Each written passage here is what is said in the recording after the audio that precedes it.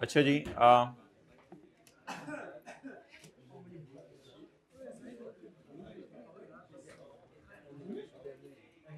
आप हजरात तशरीफ ले आए चैप्टर 15 पे, क्वेश्चन 17, 3 और 4। अब जल्दी जल्दी नहीं हमें पड़ी हुई, आराम से करेंगे। क्वेश्चन 17, 3 और 4। हमारी कौन सी बेलने में बां अड़ी है, ये बोलते हैं ना पंजाबी। हमारी कौन सी बेलने में बां अड़ी है।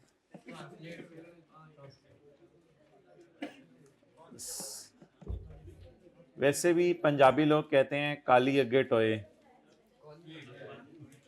यार मतलब काली का मतलब होता है जल्दी करना और टोए का मतलब होता है रोड़े पत्थर। जो जल्दी कर रहा होता है ना उसके आगे पे पत्थर ही पत्थर आते हैं, तो रिलैक्स होके करें। काली अगे टोए, साथ वाले को समझाएं, बोलें काली अगे टोए। जब भी कोई जल्दी जल्दी कुछ कर रहा हो तो उसे क्या कह दिया करें, काली अगे टोए। बोलें जरा, जल्दी का काम शैतान नहीं है। तो हमारे वाले वर्जन वाले लाओ ना अब चीजें ऐसा ऐसा जिंदगी में।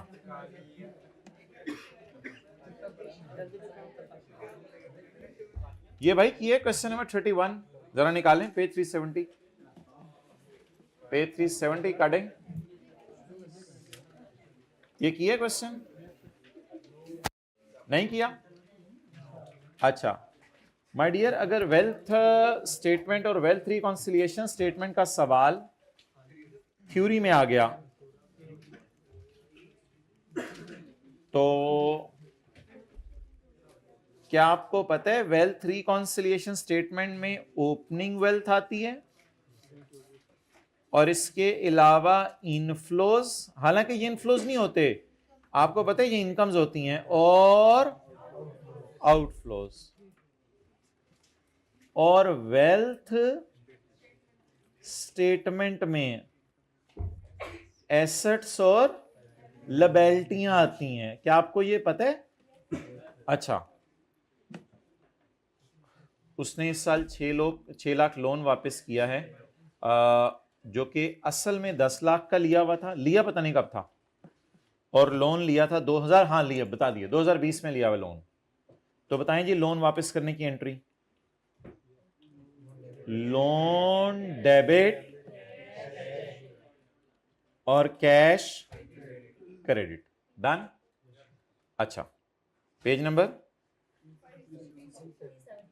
370, लोन डेबिट। और अब आपको नोट करने की कुछ जरूरत नहीं है, सवाल है कि ये मैटर कैसे डील होंगे वेल्थ स्टेटमेंट में और वेल्थ रिकॉन्सिलिएशन स्टेटमेंट। तो माय डियर, इसमें पता है आप क्या करके आएंगे? लिया लोन किस साल था,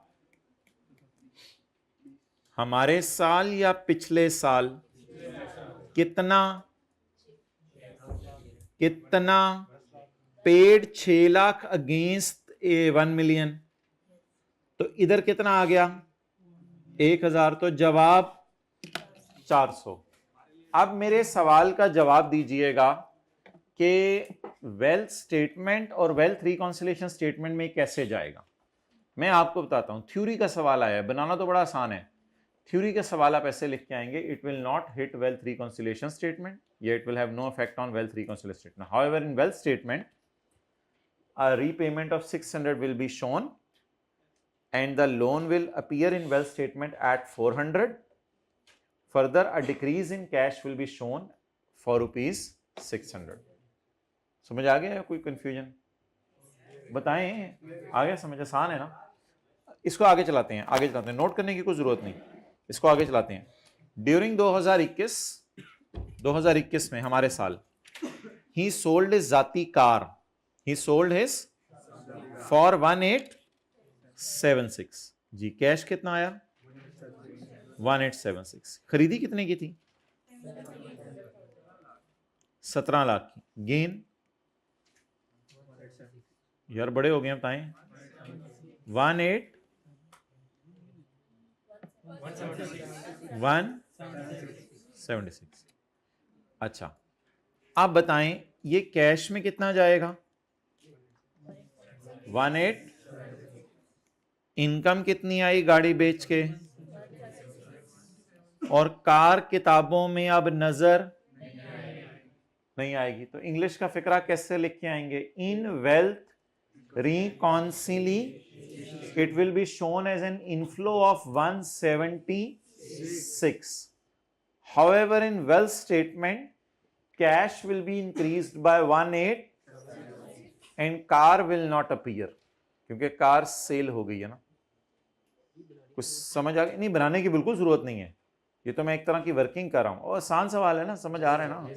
बस इस एडजस्टमेंट को छोड़ें, वो हर एडजस्टमेंट तो नहीं करनी होती, तो नेवर एंडिंग स्टोरीज हैं, तो हर अटेम्प्ट में कोई ना कोई पंगा होता है, वो भी मैं करा सकता हूँ एडजस्टमेंट, लेकिन आपको छोड़ना भी है ना घर में, क्या बस यही करते रहने। अच्छा, he had purchased 10 तोला गोल्ड फॉर 5 लाख। उसने 2014 में खरीदा तोला गोला सोना। अच्छा मुझे बताएं गोल्ड कितना पड़ा हुआ है ओपनिंग? और कितना ओपनिंग पड़ा हुआ है? 5 लाख। साल के एंड पे ये तोला गोला गोल्ड बड़े बड़े महंगा हो गया, इसलिए इसको it will not hit wealth reconciliation statement. Further, in wealth statement, the gold will keep on appearing at a cost of, इसमें कैरी डाउन तो बताएं ना, नोट करें। ये हल्का सा अगर नोट करना है, अगर समझ आ गई है तो ठीक है, डन। पिक ले लें, टाइम नहीं है फिर, जिनको समझ आ गई डेट्स एनफ यार। सवाल सारे किए हैं वेल्थ स्टेटमेंट के हमने, मैं आपको समझा के रहा हूं, अगर सवाल किसमें आ जाए? थ्योरी नहीं, हमने तो न्यूमेरिकल करना सीखा था। ओके, ये मैंने रखा हुआ था सवाल अगर टाइम बचा, लेकिन मैंने सोचा अभी करा देते हैं, चुने मुन्ने बच्चे आए ना, जो रोने ना लग जाए बाहर जाके, अम्मी मुझे सवाल नहीं कराया। अच्छा यार ये बड़ा मजे का सवाल है, साथ ले कंधे पे हाथ रखें, एंजॉय करना है आप। मारूफ, अल्लाह आपको साथ वाला दे। Maroof filed his return of income for tax year 2015 on 30 September 15। बिल्कुल टाइम पे फाइल किया तुमने, साथ वाले से पेज ना पूछें, क्वेश्चन नंबर नजर आ रहा है। 15 अगस्त 16 को उसको एक शो कॉज नोटिस आ गया, उसको शो कॉज नोटिस आ गया under section 122। Show cause notice क्यों आता है? क्योंकि उसके बाद for amendment of assessment order issued on self assessment basis. Self assessment basis क्या थी? यानी एज्यूम, एज्यूम को अब हम अमेंड करना चाह रहे हैं, बिल्कुल कर सकते हैं सेक्शन 122 की रोशनी में। Circumstances under which an assessment order में बी अमेंडेड।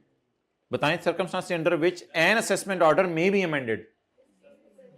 122 का 5 और 5A, कितने लोगों को याद आ गया? 122 का 5 और 5A।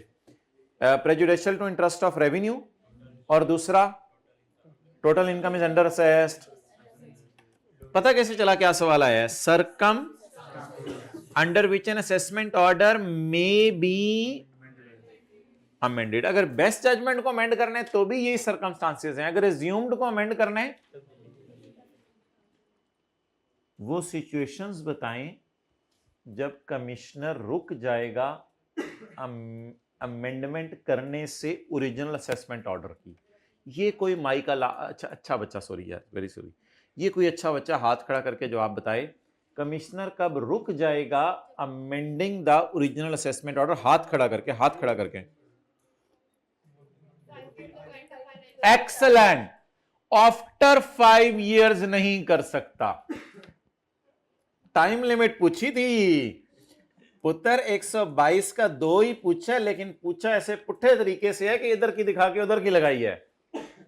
कहता है बताओ कमिश्नर कब अमेंडमेंट नहीं कर सकता? Very simple, after 5 years you can not touch. Oh, you're touching? No, not at all now. Commissioner, please go away.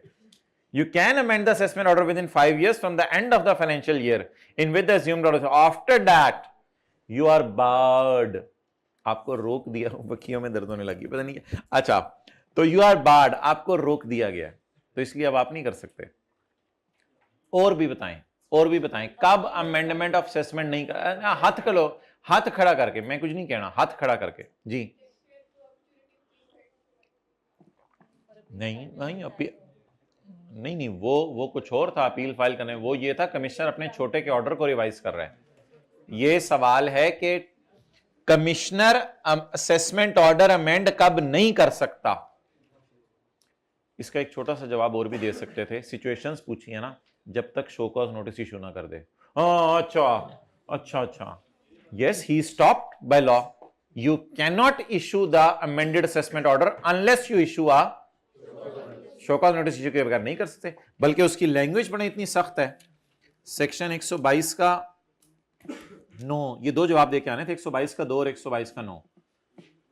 सवाल अब पुठी कराइए उसने, ये 2016 वालों के साथ हुआ था, होता रहता किसी ना किसी रन में किसी ना किसी के साथ, जो आपके साथ हुआ होना कि वो अगलों को बताऊंगा। तो ये सवाल तो वही है, लेकिन कोई इक्का दुक्का उसको थोड़ा सा तो क्वेश्चन दे ना। पिछले वाले सवाल में उसने नंबर तो दिए है ना, पिछले सेल्स टैक्स वाले सवाल में भी नंबर बता के आया हूं, कहीं ना कहीं से वो नंबर तो देता है ना। अब देखें क्या लिखा है 122 के 9 में। अच्छा यार, मैं ये बताएं कि जल्दी जल्दी तो नहीं काम करना, तो खराब तो नहीं करना अब काम, ठीक है। ईशा मैंने देख लिया है, 7:30 बजे है। अच्छा 122 का 9 देखें ना, an assessment can only be amended means an assessment cannot be amended अगर शो कॉज नोटिस इशू। तो भाई रहे तो सेक्शन 122 के अंदर ना, आप लोग इधर उधर घूमने लग गए थे। कमिश्नर कब अमेंडमेंट नहीं कर सकता? 5 साल के बाद भी नहीं कर सकता, और शो कॉज नोटिस इशू किए बगैर भी नहीं कर सकता। अच्छा जी, हाँ बिल्कुल वही है, एक्सीलेंट वही है। अच्छा जी, अगला सवाल कौन सा मैंने डाला हुआ है? क्वेश्चन नंबर 17 के बाद 3 and 4। Briefly state the time limit within which commissioner is permitted to further, मैं ये तो कर लिया था। 4 one of your client has received a notice demanding payment of tax in respect of an order issued by commissioner against, ये कर लिया मैं सवाल, ये कर लिया है। और 3 नहीं किया हुआ, पढ़ लें।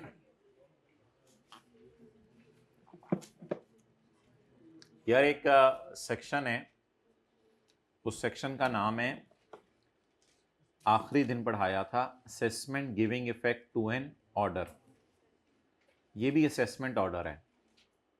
इसमें होता ये है कि जब कोर्ट का ऑर्डर आ जाता है तो उसके बाद कमिश्नर आपके घर एक ऑर्डर भेजता है। ये आम हालात में 2 साल, डायरेक्ट रिलीफ में 2 महीने, और सेट असाइड में 1 साल।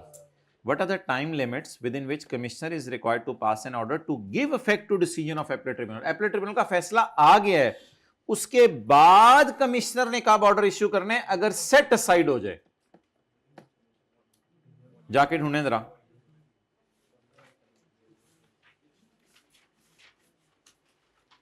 जी page number 361, within from the end of the done in which the appellate order is served। तो 122 का 124 का 2 इस चैप्टर के मिल गए थे पास पेपर, कोई मैंने बना के भेजे थे इकट्ठे, सारे मिल गए थे, रिसीव हो गए थे, एक्नॉलेजमेंट कर दी थी आप लोगों ने, किसी ने कर दी थी एक्नॉलेजमेंट, मुझे मिल गए। कितनों को पता ही नहीं क्या कह रहा हूँ। इस चैप्टर के पास पेपर बना के भेजे थे 50-60। ओके भाई ये ना सेक्शन दोबारा जरा एक दफा सुन लें तसल्ली से, पेज 360।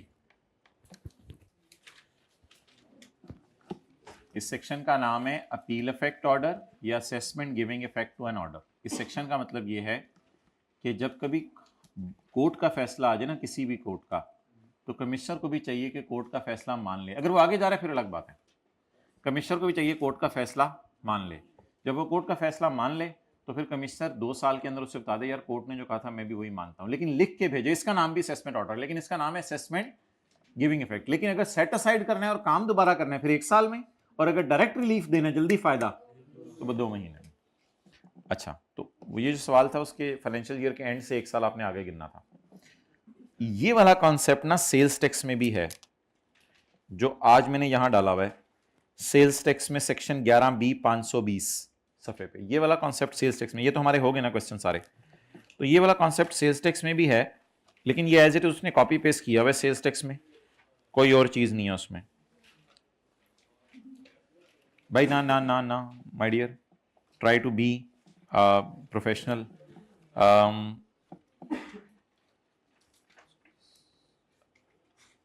ये देखें पेज 520,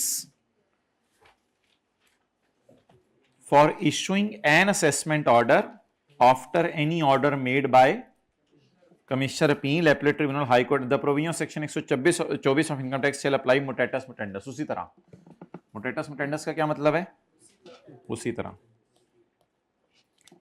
जिस तरह हमने सेक्शन 124 में लिखा हुआ है उसी तरह यहां भी होगा, यानी अगर सेक्शन 124 इधर आ गया तो इधर भी वही वाला कॉपी पेस्ट होगा। लेकिन ये किसके बाद? Order made by court, order made by, इसलिए इसका नाम है assessment giving effect to an, लेकिन यहां पता नहीं उसने नाम लिखा हुआ limitation for issuing order in, यानी क्या लिमिट्स हैं जिनमें वो ऑर्डर इशू कर सकते हैं। लिमिट्स में आपको बता देता हूं, हमने 3 पढ़ी हैं, 2 साल, 1 साल और 2 महीने। ये कहां पढ़ी हैं हमने वैसे? सेक्शन 124 में।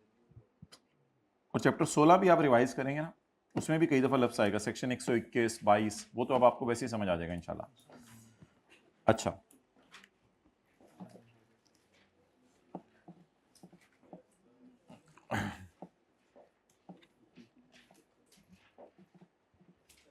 चैप्टर 19 में ना एक समरी है, वो जरा निकालें। चैप्टर 19 में पेज नंबर मैं डाल दूंगा इधर,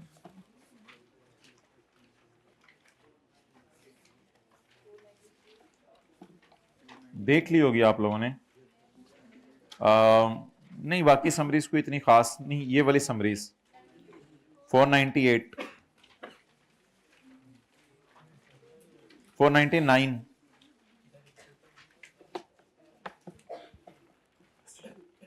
बेस्ट जजमेंट कितने अरसे में हो सकती है? अमेंडेड में फर्स्ट 5 साल और सेकंड अमेंडमेंट डिस्प्यूटेड प्रॉपर्टी में 1 साल और 2 साल, 1 साल और 2 महीने अभी पढ़ाया आपको। ये वैसी एक समरी सी है टाइम लिमिट्स की। अच्छा,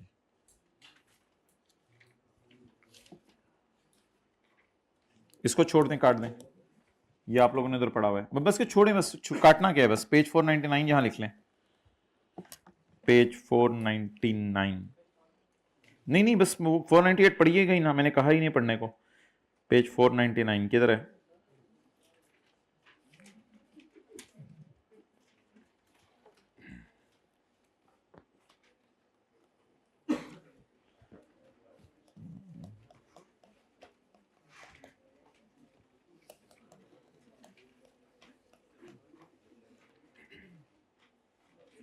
ट्वेंटी 21 का आर कराया था अभी 8% और वो ठीक है, ये पेंडिंग है, ये अभी मैं देखता हूँ अब आई कैप क्या करता है, अभी तक तो उसका रिप्लाई नहीं आया। अच्छा, अब ना बस ये पास पेपर का क्वेश्चन 48 करके अल्हम्दुलिल्लाह सिर्फ हमारा सेल्स टैक्स के ये क्वेश्चन तो है थ्योरी के बच गए हैं, उसके बाद हमारा कुछ भी नहीं है। तो फिर एक दफ़ा ये चीज़ें ज़रा देख लेंगे स्टूडेंट्स के स्क्रिप्ट। ये मैंने तो 2-3 चीज़ें डाली हैं जो आई कैप ने अभी तक, ये मैंने सवाल आपको कराने थे अगर टाइम बचता, ये मैं नोट्स में अपलोड नहीं करूँगा, ये तो मैंने करवा दिया। तो ये अभी तक आई कैप ने टेस्ट नहीं की चीज़ें, कभी ये आने का चांस है पेपर में, कभी भी आ सकती हैं, क्योंकि जो चीज़ पास में टेस्ट ना हुई है वो आ सकती है। लेकिन इसमें मैं 2-3 चीज़ें और भी ऐड करूँगा जो अभी तक आई कैप ने टेस्ट नहीं की कभी भी, बट इट डजंट मीन कि ये गैस है, लेकिन ये अब वक्त आ गया कि कभी ना कभी आई कैप इसको टेस्ट कर ले। पिछली दफ़ा वालों को भी यही कहा था। अच्छा ये चीज़ मेरे अजीज। अच्छा, अब हमारे सिर्फ माय डियर रह गए हैं सेल्स टैक्स के चंद थ्योरी के सवाल। ये पास पेपर का क्वेश्चन 48 जरा निकाल लें बिजनेस में, ताकि इसको भी फारग कर दें।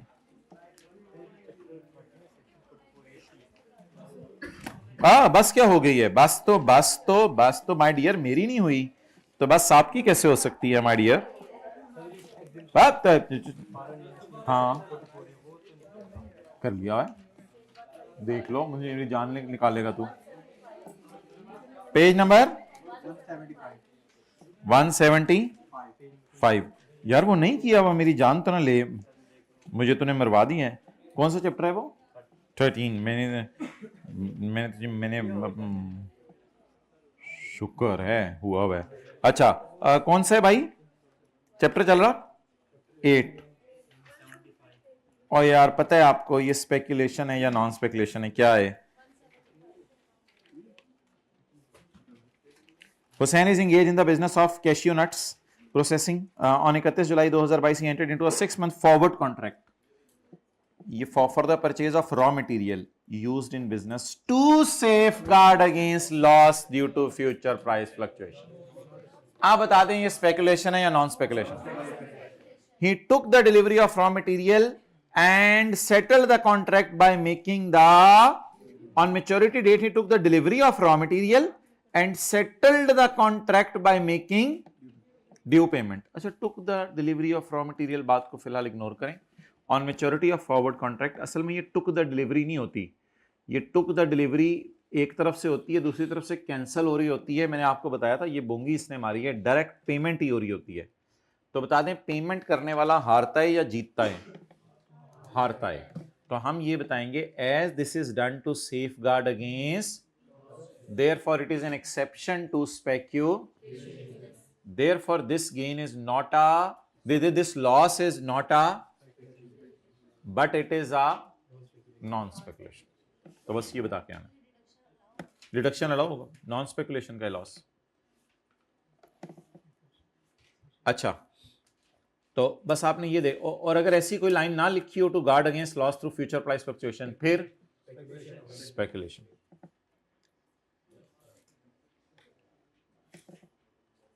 अच्छा जी, अब आ जाए उसमें सेल्स टैक्स की थ्योरी के पास पेपर्स हैं, वो मैं वहां से करवाता हूं। पहले यहां आ जाएं।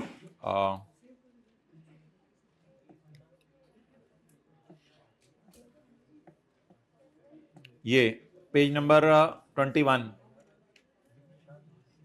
Page number 21, sorry page 6 of 7, autumn 2024।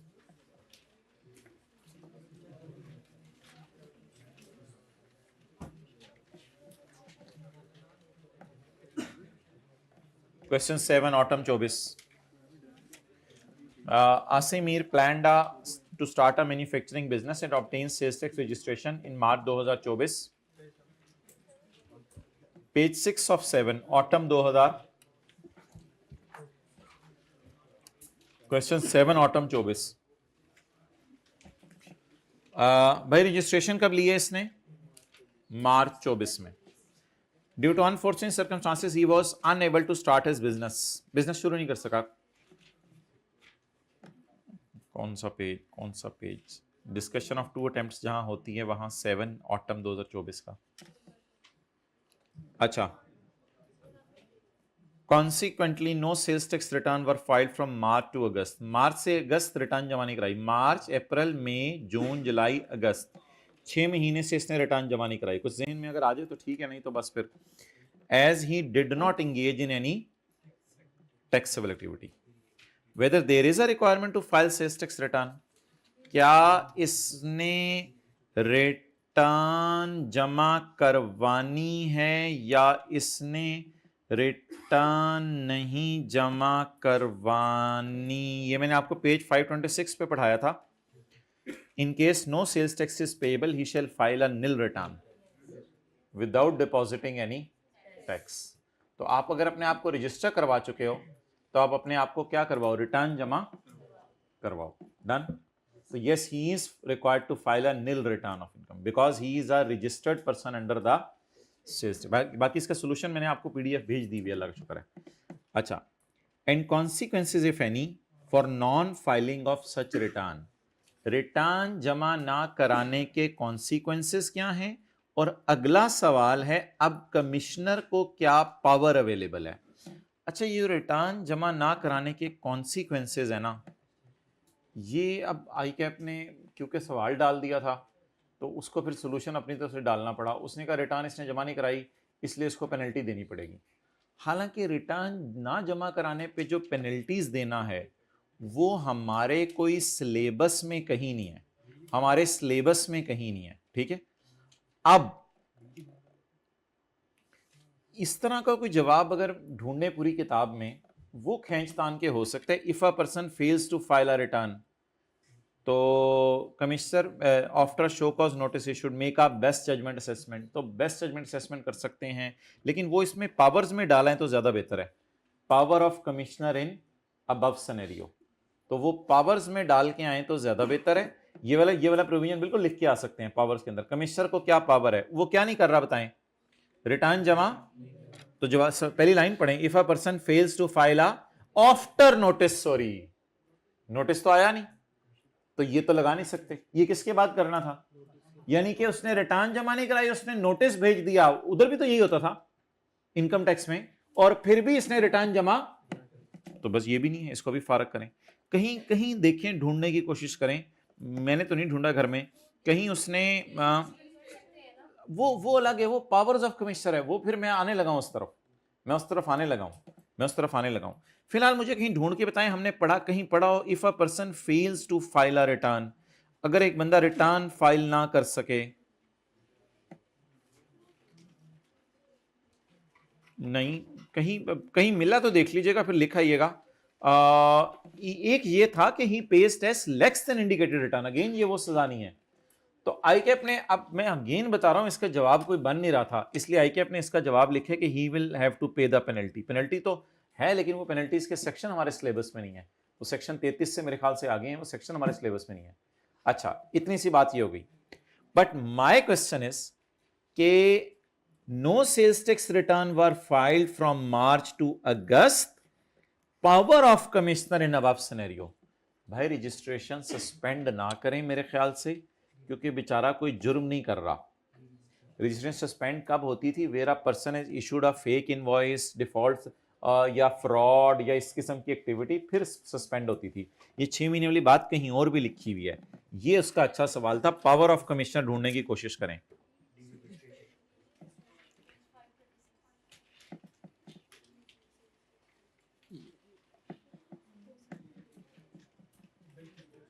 हाँ बोलें भाई।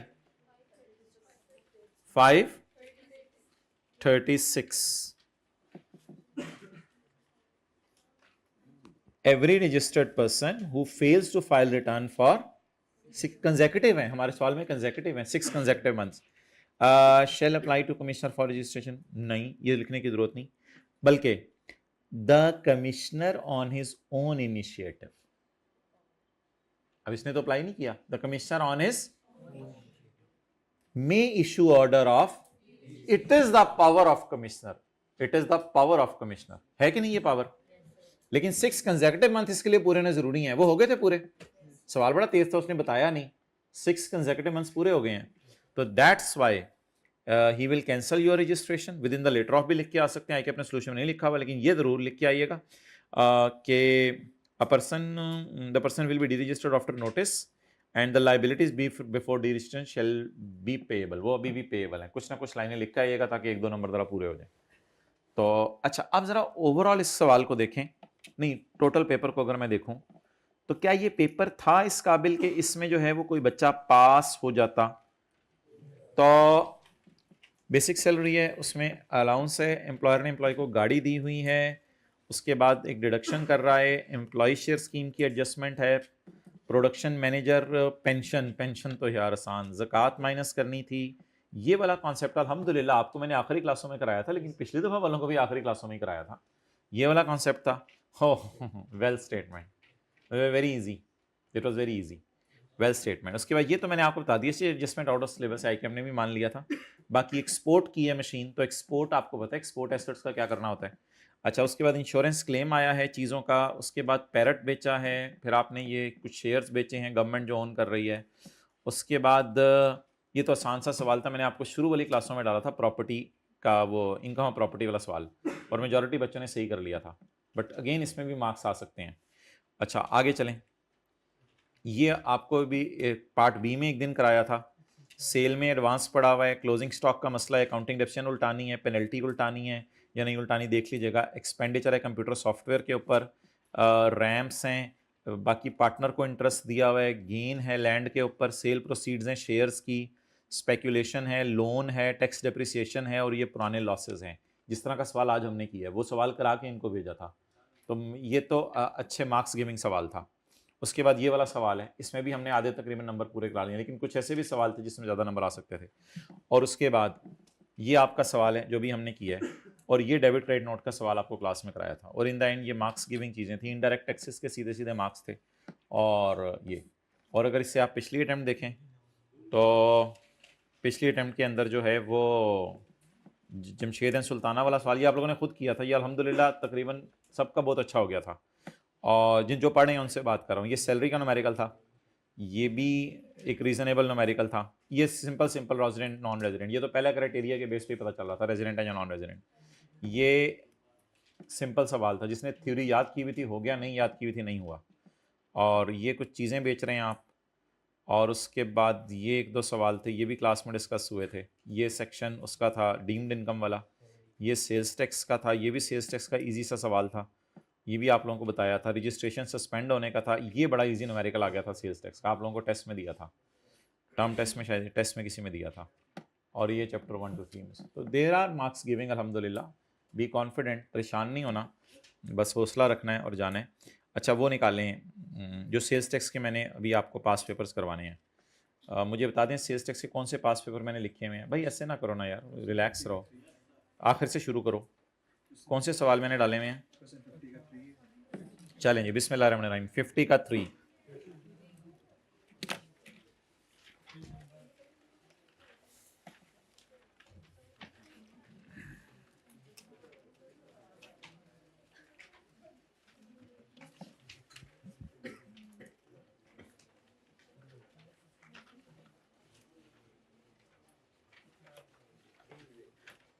A machine of 38 million was purchased in July but was put to use in November.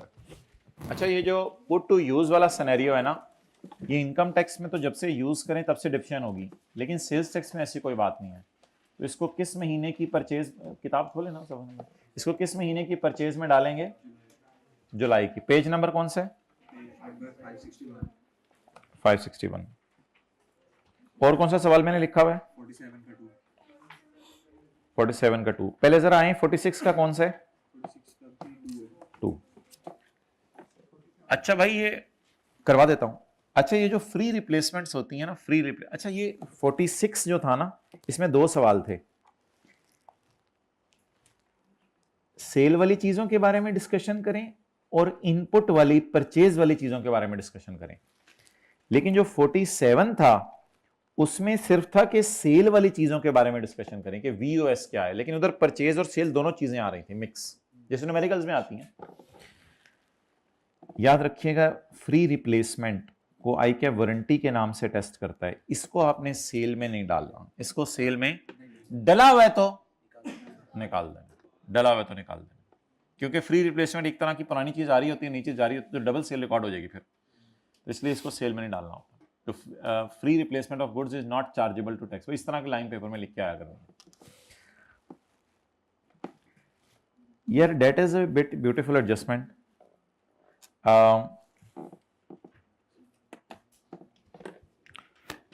चीजों का माय डियर घर ले जाना, चीजों का घर ले जाना, ये मैंने कहा तो था सेल है, लेकिन बार बार मैंने आपको बैठाया था putting to private use of goods produced in business.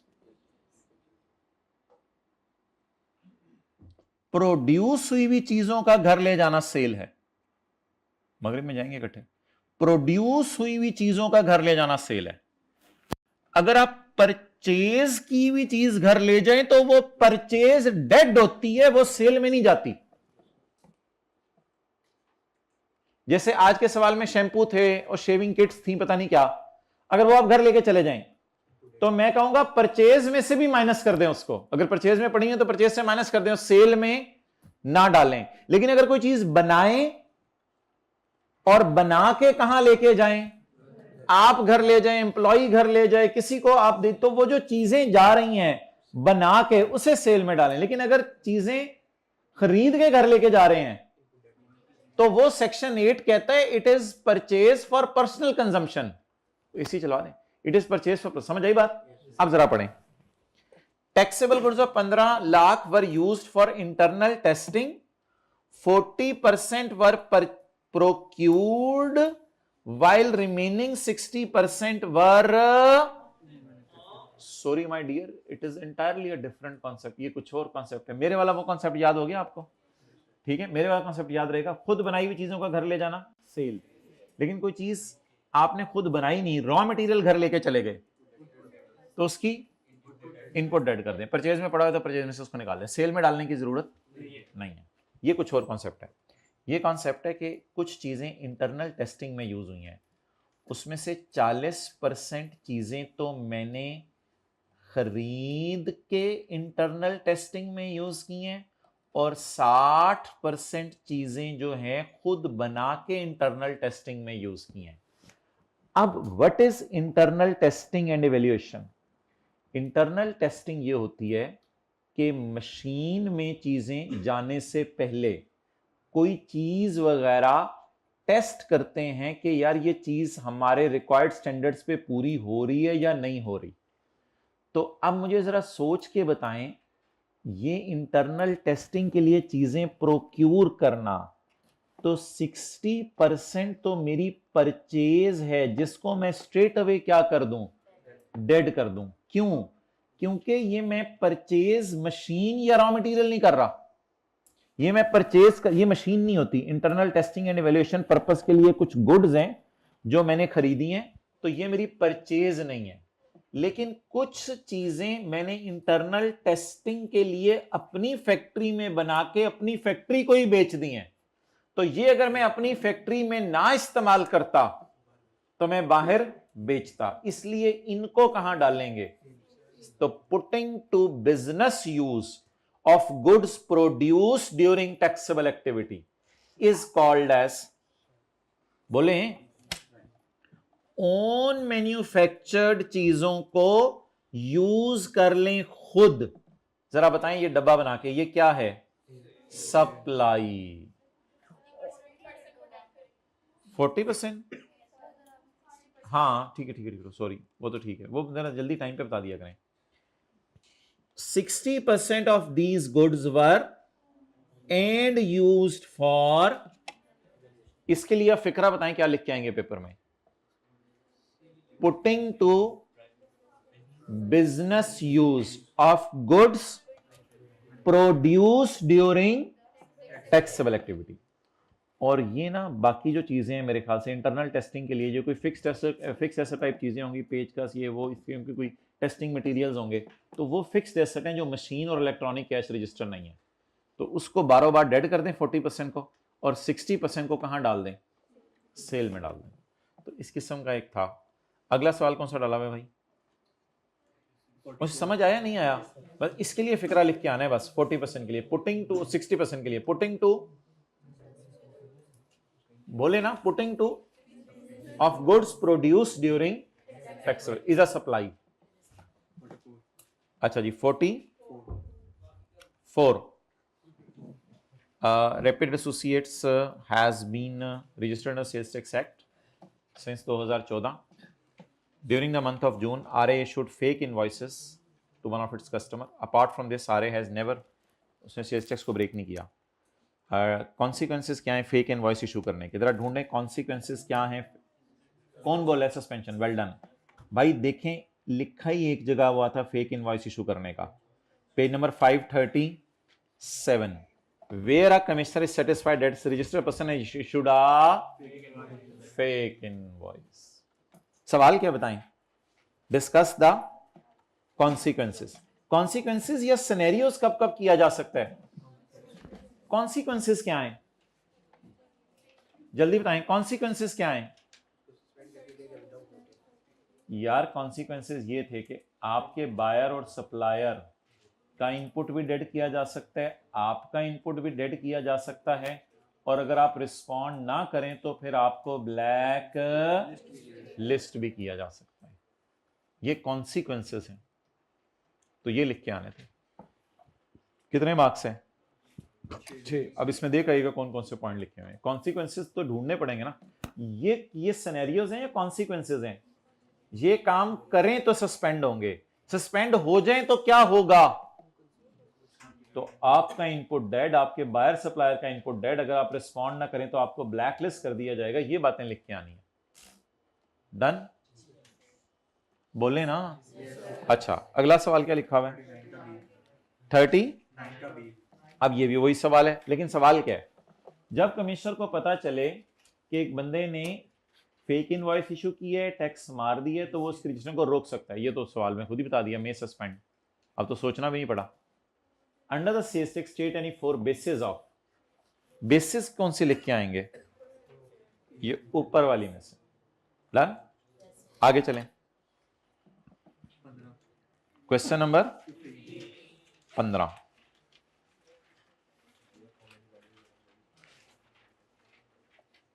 अच्छा, discuss the rules relating to adjustment of input and output. Rules relating to adjustment of input and output. Rules कहां है relating to adjustment of input and output? Section की heading है भाई। Section की heading हर chapter के शुरू में खुद पढ़ें। सेक्शन की हेडिंग हर चैप्टर के शुरू में खुद पढ़ें। Rules relating to adjustment of input and output, ये देखें। Rules relating to adjustment of input and, ये वाला सेक्शन पूछा उसने। बहुत पुराना आपको पेपर है, एज इट इज रट्टा पूछ रहा है। समझ आ गया? तो सेक्शंस की हेडिंग्स कहां लिखी होती हैं? चैप्टर के स्टार्ट में। आगे चलें, अगला कैसा सवाल है? 13 का ए। वॉलेंट्री रिवीजन ऑफ रिटर्न से क्या फायदा मिलेगा आपको? वॉलेंट्री रिवीजन ऑफ रिटर्न से एक्सेलेंट, कुछ बच्चे फौरन पहुंच गए। वॉलेंट्री रिवीजन ऑफ रिटर्न से क्या फायदा मिलेगा? बोले। वॉलेंट्री रिवीजन का क्या मतलब है? दिल में ख्याल आया या कोई नोटिस ऑफ ऑडिट आया था, शो कॉज नोटिस आया था? तो लिख लिया आप लोगों ने यहां page 525। Done? While filing a revise return, पहला वाला सिनेरियो कौन सा होता है? Voluntary revision. ड्यूरिंग और after issuance of a notice of show cause notice नहीं, ड्यूरिंग ऑडिट और after issuance of notice of, एक ही बात है। During audit and after notice of audit एक ही बात है। शो कॉज नोटिस अभी नहीं आया, ड्यूरिंग ऑडिट। तो फिर कितनी पेनल्टी? 20। डन? अच्छा जी, फाइलिंग ऑफ रिटर्न। यार ये ना, इसको वैसे आप सवाल नहीं देना चाहिए। फाइलिंग ऑफ रिटर्न तो बहुत स्यापा है, ये तो पता नहीं कितने पुराने जमाने का सवाल है। इसमें तरह मैं आपको 2 सेक्शन दिखाता हूं। एक आपको इस पे सेक्शन 26 मिल जाएगा, ही शैल फर्निश रिटर्न, और काफी लंबा सा, तो बड़ा पुराना कोई सेक्शन 26 मिल जाएगा। फिर अगर खाली फाइलिंग ऑफ रिटर्न हो तो मेरे ख्याल से ये काफी है। लेकिन अब तो एक और सेक्शन आ गया हुआ है, इलेक्ट्रॉनिक फाइलिंग ऑफ रिटर्न। उस जमाने में ये नहीं था, अब तो एक और सेक्शन भी आ गया हुआ है। कौन सा सेक्शन आ गया हुआ है? बोले। Electronic filing of return, rule 18, electronic filing of return. अब तो सवाल अलग अलग आते हैं, छोटे छोटे से बीच में से। अब इस तरह बड़े बड़े सवाल तो नहीं आते। ये तो फिर बहुत जगह पे लिखा हुआ था, रूल 18। तो अगर खाली रिटर्न है तो सेक्शन 26, अगर इलेक्ट्रॉनिक रिटर्न है तो रूल 18। आगे चलें, अगला कौन सा सवाल है? क्वेश्चन 4। उसके बाद कौन सा है? We are lucky. Can input paid in prior period be claimed in a monthly return? हाँ, बोला हुआ इनपुट अगले 6 महीने में रिकॉर्ड कर सकते हैं। अगर इनपुट आउटपुट से बचे तो क्या करें? एक्सेलेंट, कैरी फॉरवर्ड करें। कब तक? साल के एंड तक। और फिर अगस्त के महीने में उसका क्या मांग लें? रिफंड। याद आ रहा है थोड़ा थोड़ा? अच्छा, ये सवाल का जवाब दे दें यार। मैंने आपसे असल में ये डिस्कस करना था, 4 का सी। समीउल्लाह को बुलाओ। 4 का सी, what recourse is available if output is गलती से disclosed at, इनपुट नहीं भूला मैंने, आउटपुट को कम शो कर दिया है। नहीं भाई, इसके 2 तरीके हैं। एक आप रिटर्न रिवाइज कर दें, एक तरीका, और एक है वेयर आउटपुट इज इनएडवर्टेंटली कम। तो एक तरीका तो ना रिटर्न रिवाइज कर दें। रिटर्न रिवाइज करना मैं आपको दिखा देता हूं कहां था। Page 525, a registered person may with the approval of commissioner file a revise return to correct any omission. ये गलती है, रिटर्न रिवाइज कर दें। सेक्शन 26 का 3, बोले बोले बोले, अभी अभी समझे समझे, मैं नोट करने दूंगा। सेक्शन 26 का 3, यार ये पेन की चार्जिंग खत्म हो गई है। सेक्शन 26 का 3 मैं हाथ से लिख लेता हूं। एक तो ऑप्शन है रिटर्न रिवाइज कर दें। एक और आप लोग बता रहे थे, किसी को याद हो, मैं आउटपुट रिकॉर्ड करना भूल गया, मैं क्या करूं?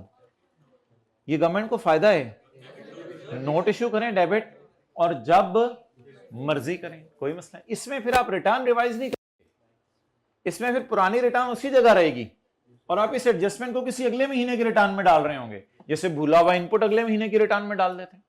तो सेकंड ऑप्शन बताएं क्या है? Debit note. ये भूला हुआ आउटपुट है या भूला हुआ इनपुट है? आउटपुट में कोई मसला हुआ है तो डेबिट नोट इश्यू कर दें, याद रहेगा, इवन आफ्टर, क्योंकि इससे हुकूमत को क्या होना है। तो ये एक सवाल था जो आपको दिखाना था। अच्छा, अब माय डियर, फिक्स्ड एसेट के इनपुट का क्या करना होता है? पेपर में सवाल आ जाए तो उसको 90% तक रिस्ट्रिक्ट, बल्कि सारा ही माइनस कर देना होता है। ऐसे ही नहीं करते थे, ऐसे क्यों देख रहे हैं? मशीन का इनपुट, फिक्स एसेट से मुराद मशीन ही फिर होगा, मशीन और इलेक्ट्रॉनिक कैश रजिस्टर। एक दफा सवाल आया था फिक्स एसेट के इनपुट का क्या करना है, पता नहीं इधर ही सवाल पड़ा हुआ है इसी सफे पे कहीं, तो ऐसे ही एक सवाल आया था। छोड़ें, ये 9 का 3 टिक कर लें। Treatment of sales tax on fixed asset. Fixed asset में अगर मशीन है और इलेक्ट्रॉनिक कैश रजिस्टर है तो उसे 90% तक रिस्ट्रिक्ट कर दें, वरना तो डेड ही होते हैं बाकी फिक्स्ड एसेट। तो डन है? अच्छा चलें यार, ये तो नेवर एंडिंग स्टोरी है। अब आप हजरात का ये अल्हम्दुलिल्लाह कंप्लीट हो गया। अब हमारी एक चीज़ रह गई है, चैप्टर 8 के अंदर हमारे वो सेक्शन 21 रह गया है। तो इंशाल्लाह ICAP का रिप्लाई आएगा तो मैं आपसे कुछ थोड़ी सी वीडियो शेयर कर लूँगा, उसमें कोई और बात हुई वो भी कर लूँगा। अभी मेरी बातें आप लोगों ने तसल्ली से 5 मिनट अब बैठ के सुननी है, बहुत तसल्ली से। I am very sad to announce कि एक बहुत बड़ा स्कूल ऑफ थॉट जो है वो, आपको पता है हमने आज इस सवाल में, ये जो सवाल किया है हमने, इस सवाल में हमने एक्सचेंज गेन लॉस को क्यों इग्नोर किया था और कॉस्ट 10 मिलियन ही ले ली थी और एक्सचेंज गेन लॉस क्यों नहीं डाला था? क्योंकि रीपेमेंट, हमने रूल पढ़ा हुआ है कब एक्सचेंज गेन लॉस को डालना है, जब। लेकिन एक बहुत बड़ा स्कूल ऑफ थॉट पाकिस्तान का, जिसमें ICAP 2 दफा ऐसा कर चुका है, ICAP 2 दफा ऐसा कर चुका है। स्टडी टैक्स में उसने नहीं ये किया, स्टडी टैक्स के सवाल में उसने रीपेमेंट पे ही एक्सचेंज गेन लॉस निकाला हुआ है। लेकिन 2 दफा ICAP ने ऐसा पंगा लिया है कि उसने ईयर एंड पे गेन लॉस निकाल लिया। हम कहते हैं कब निकाला करें गेन लॉस? रीपेमेंट पे, और उसने कब निकाला है? ईयर एंड पे गेन लॉस निकाल लिया। ईयर एंड पे गेन लॉस निकालने का क्या मतलब है? ईयर एंड पे गेन लॉस निकालने का यह मतलब है कि 10 मिलियन कॉस्ट लो और फिर इसके अंदर 0.4 इंटू 55 और 50 का डिफरेंस, वही हो गया ना। जब लोन लिया था रेट क्या था? बोलो ना, जब लोन लिया था रेट क्या था? 50। जब लोन वापस जब ईयर एंड है तो रेट, तसल्ली से टेक लगा के बात समझे, बड़ी आसान सी है। ईयर एंड पे रेट तो 5 का क्या हुआ?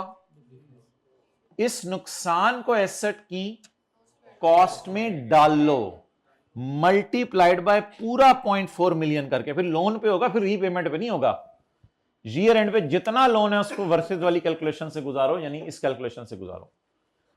और अभी ताजा ताजा ICAP को ईमेल किया, उसने भी यही कहा कि भाई यही कर लिया करो, लेकिन बिल्कुल भी नहीं। 2 दफा ICAP इससे पहले पिछले सेशन में हमें रिप्लाई दे चुके हैं, जिसमें उसने कहा है कि हमारा मशवरा है वैसे ना ही किया करो।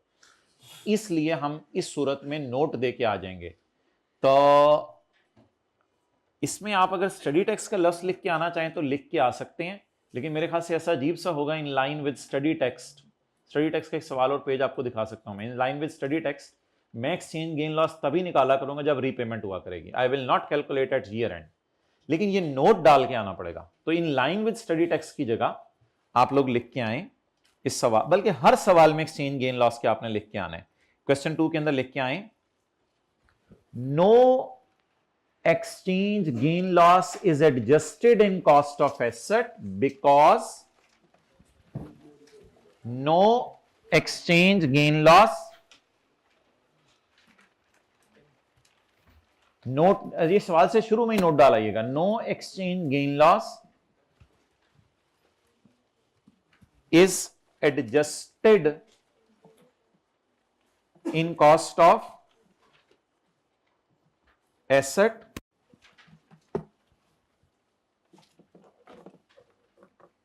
because as per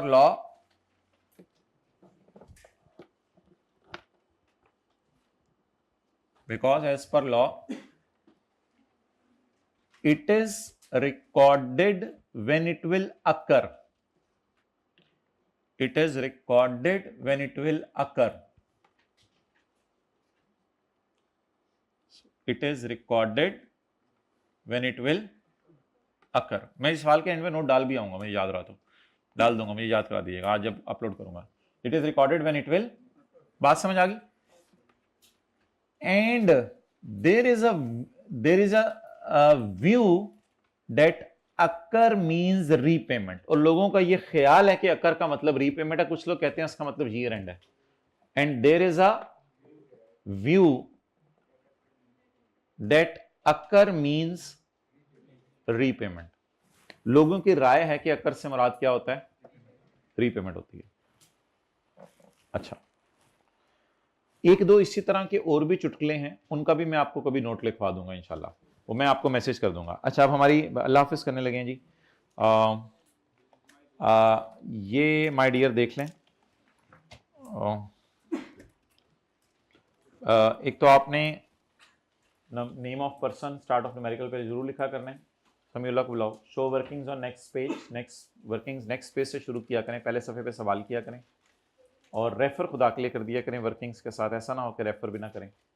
और मेन आंसर को फर्स्ट पेज के ऊपर शो किया करें, मेन आंसर को फर्स्ट पेज पे शो किया करें, और हर पार्ट को सेपरेट पेज के ऊपर सॉल्व किया करें। और अगली बात भाई ये कि कुछ आपके आंसर स्क्रिप्ट्स देख के या कुछ भी कोई आंसर स्क्रिप्ट स्टूडेंट्स के देख के, तो उसमें मैं एक वीडियो बना के आपको बता दूंगा कि स्टूडेंट्स यहाँ गलतियाँ कर रहे हैं अक्सर, तो वो ज़रा उन गलतियों को भी देख लीजिएगा। तो अब हमारी दो बातें रह गई। एक इंशाल्लाह इसी अगले हफ्ते के अंदर कोई 15-20 मिनट आधे घंटे की वीडियो हम अपलोड कर देंगे रिगार्डिंग सेक्शन, बोले ना, section 21 point number E, A and F। तो इसके ऊपर इंशाल्लाह कोई वीडियो अपलोड कर देंगे। और दूसरा हमारा एक ये हो जाएगा पेपर, जो आपके पेपर आप सॉल्व करें उसके पैटर्न में मसला। और तीसरा मॉक की डिस्कशन आपको बता दिया जाएगा कि 1 मार्च को हम आपके साथ लाइव करेंगे या फिर रिकॉर्डेड शेयर करेंगे, वो फिर देख लेंगे। ठीक है जी, अस्सलाम वालेकुम। अल्लाह आप हज़रात को पास करें आमीन, दुनिया और आखिरत में। ठीक है, अब नमाज के बाद आ जाओ अगर कोई सवाल है तो। ठीक है, जाएं भाई।